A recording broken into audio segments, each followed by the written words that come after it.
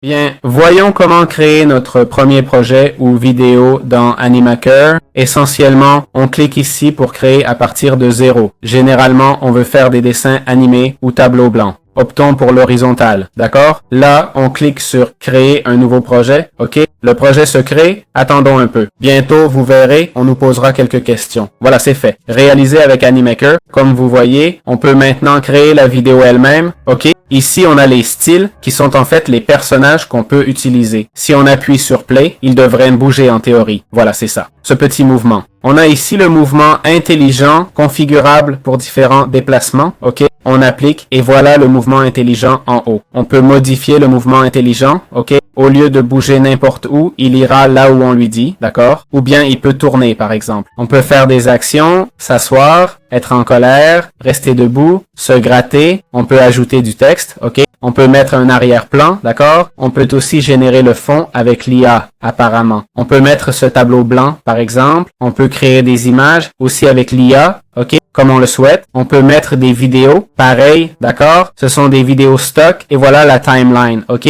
Ce singe durera le temps qu'on veut, ici 5 secondes, puis il disparaîtra. Vous voyez? Voilà, il reste là. N'oubliez pas que les animations des persos ne durent pas indéfiniment. OK?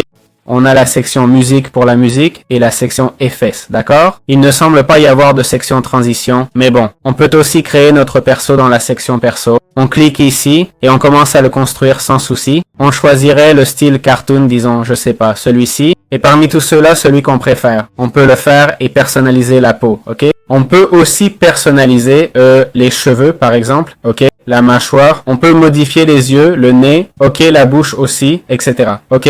Quand c'est fait, on sauvegarde et on peut l'utiliser pour le projet. OK? C'est aussi simple que ça. Comme vous voyez, on peut créer de nouvelles scènes ici. OK? On a cette scène, créons-en une nouvelle, d'accord? Voilà, on aurait une deuxième scène. On peut supprimer, ajouter ou dupliquer une scène comme on veut. Bon, l'intérêt des scènes, c'est qu'elles sont comme pas vraiment de traduction, mais ce sont les plans et on les voit ici à droite. OK? Les transitions entre scènes, d'accord?